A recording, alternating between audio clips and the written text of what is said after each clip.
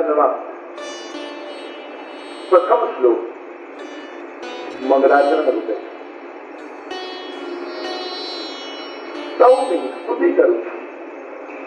આપણા દરેક ગ્રંથો, દરેક શાસ્ત્રો જયારે પણ પ્રારંભ થાય ત્યારે સર્વપ્રથમ મંગલાચરણ કરવામાં આવે. અને આપણું મંગલાચરણ એટલે શું? પ્રભુનું સ્મરણ. એ મંગલાચરણ. મંગલ રૂપ નિધાન સાંભળો, મંગલ રૂપ નિધાન. અને મંગલના નિધિ એ પ્રભુ છે. મંગલમ મંગલમ વ્રજભૂમિ મંગલમ મંગલમ શ્રી નંદે યશોદા. પ્રભુ સંબંધી તત્વોનું સ્મરણ એ પણ મંગલ. મહાપ્રભુજી, યમુનાજી, વ્રજભક્તો, ગુરુજનો, નંદ યશોદાજી, વ્રજભૂમિ, આ બધું મંગલ રૂપ છે. મંગલમ ભગવાન વિષ્ણુ મંગલમ ગરુડધ્વજ. ભગવાન મંગલ રૂપ. એટલે કોઈ પણ કાર્ય જયારે પણ કરવા જાવ ત્યારે મંગલાચરણ કરો. અને મંગલાચરણ ત્યારે મંગલ રૂપ પ્રભુનું સ્મરણ. બને તો દિવસમાં 5 વખત કરો. જાગો ત્યારે આંખ ખુલે છે સૌથી પેલા પ્રભુને યાદ કરી. આ તમારું દિવસનું મંગલાચરણ. પહેલો કોળિયું મોઢામાં નાખતા હો ત્યારે પ્રભુને ગણવા યાદ કરી. ઘરથી બહાર પહેલું ડગલું મૂકતા હો ત્યારે ઠાકોરજીને 3 વાર યાદ કરીને. કામેથી પાછા ઘરે આવતા હોય પહેલું ડગલું ઘરે મૂકો ને ત્યારે ઠાકોરજીને 3 વાર યાદ કરો. અને સુવા જતા હોય ને આંખો બંધ થતી હોય એના પહેલા 3 વાર પ્રભુને યાદ કરીને પછી આંખો બંધ કરો. 5 વાર બને તો પ્રભુનું સ્મરણ કરો. હવે આમાં નથી ગ્રંથો શીખવા જવાની જરૂર નથી, કોઈ રાગ શીખવાની જરૂર નથી, સ્તોત્રો શીખવાની જરૂર. બને તો આખી વાત પણ વલ્લભનું સ્મરણ કરશો ને સવારથી લઈને સુતા સુધી શ્રી વલ્લભ તમારા જીવનમાં સાથે રહે, તમારા હૃદયમાં બિરાજેલા રહે.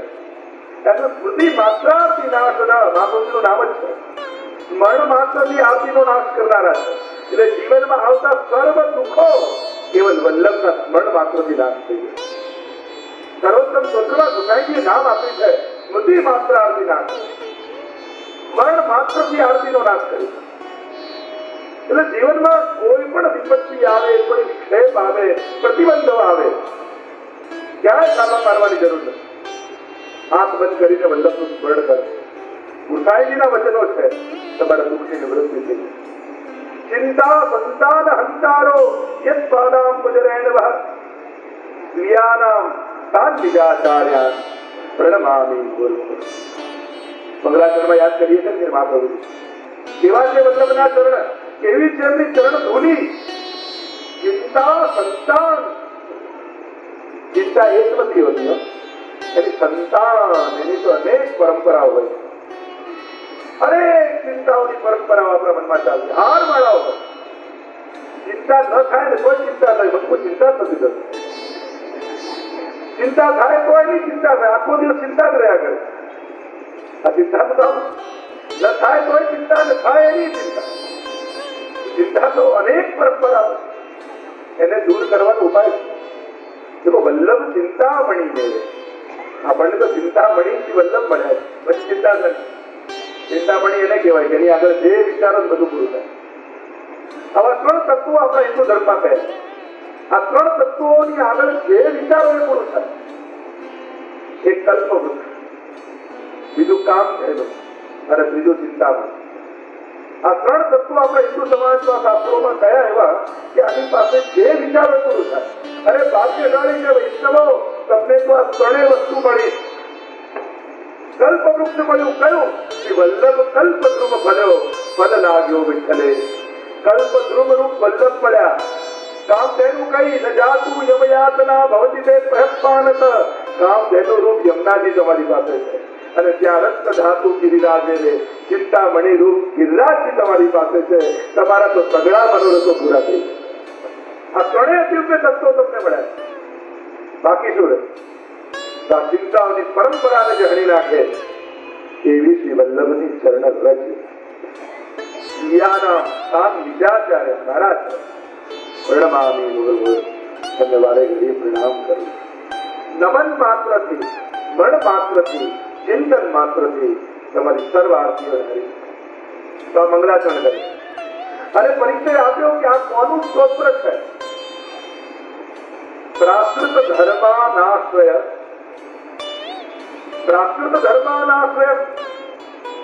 અપ્રાકૃત નિખિલ ધર્મ રૂપ.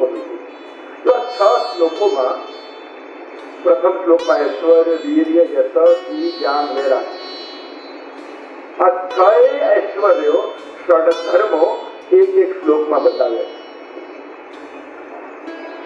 પ્રભુ અપ્રાકૃત છે, શુદ્ધ સાકાર સ્વરૂપ છે અને એવા સ્વરૂપની હું સ્તુતિ કરું છું. આ શ્રી વલ્લભનું ઐશ્વર્ય બતાવ્યું.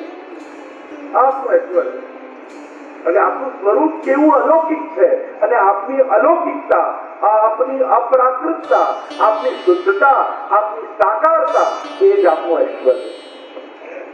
તો આ 6 ધર્મો યમુનાજીમાં પણ બિરાજે છે, ઠાકોરજીમાં પણ બિરાજે છે અને મહાપ્રભુજીમાં પણ બિરાજે છે. અને ત્રણેય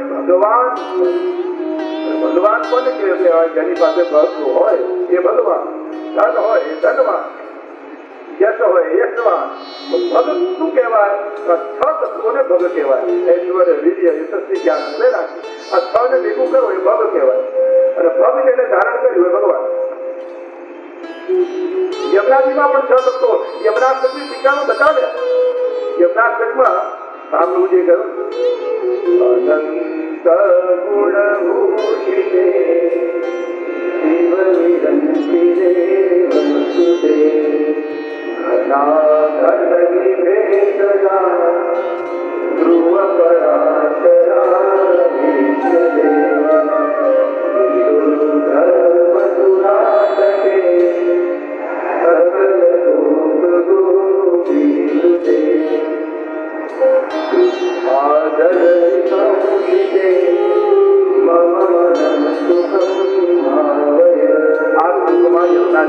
ધર્મની વાત આપણે એનો વિસ્તાર નહીં કરવું કે સમય જશે. આપણે સર્વોત્તમ સૂત્રો પર આગળ એ રીતે ઠાકોરજીના ભગની વાત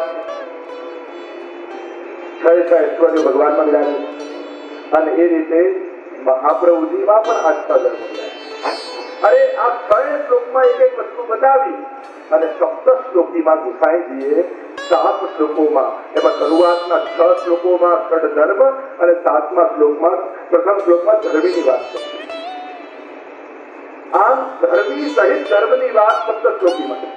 પહેલા શ્લોકમાં 6 ધર્મો બતાવે